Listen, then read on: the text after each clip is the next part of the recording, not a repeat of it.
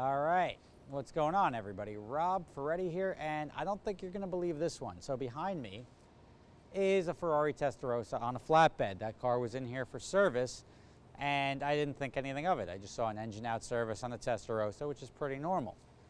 Loaded it up on a flatbed. Hey, where's it going? Let's go into a body shop. They're going to take it apart. Okay, they're going to repaint it, do body work? No, they're not. Why would you take it apart then? They're trying to make it as small as possible. Okay, you piqued my interest now. Why would you like to make it as small as possible? Well, some dude in the city wants to put it in his apartment. So we got to take it down into a bunch of pieces, and they're going to go back and put it together in his apartment, and then I'm going to go back and install the engine and driveline in it. So apparently that Testarossa right there is going to be somebody's living room art in Manhattan. I bet you didn't see that one coming, huh? So, I mean, it's not, I'll show you the engine over here. Like, I get it. Like, I get putting a bumper. I even get power washing and putting an engine on display. I've seen engines as coffee tables and whatnot. I have some. But to disassemble a car, a working car, and reassemble it in your apartment, which takes up a lot of space, just to tell people that you have a Ferrari in your apartment is next level shit right there.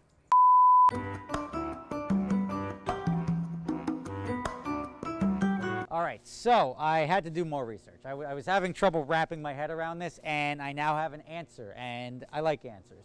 So there's a company called Philip Plein, and he reached out to PCNY, a guy named Wayne, who helped him source. The guy needed a car to go in his store in Soho. So there's a store called Philip Plein. I'll put a link in the description there.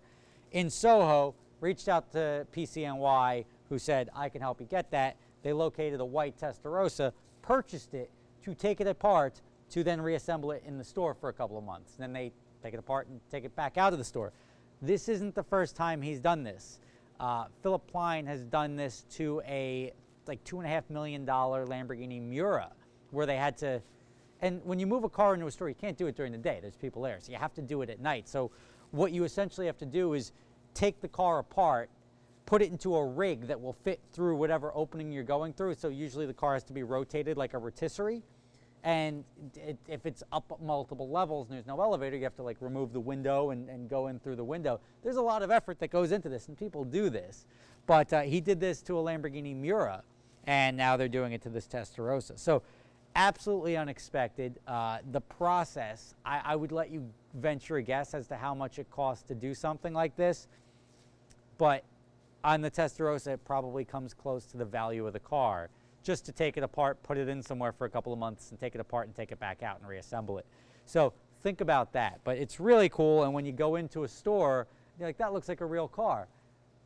This answers that, and it's like, wow, how did they get this up here?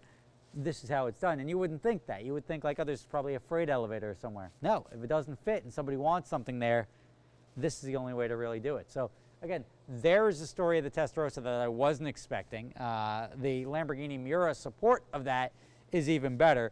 Check out Philip Plein. Go check out the store. You'll see it probably in a week or two. You'll see a Testarossa inside that store, and that will be this one with this engine right here. Now, my question would be, why go through the effort of putting an engine and everything back in it if it's just going to be in the store anyway? But if you want authentic, you pay for authentic. See you next time.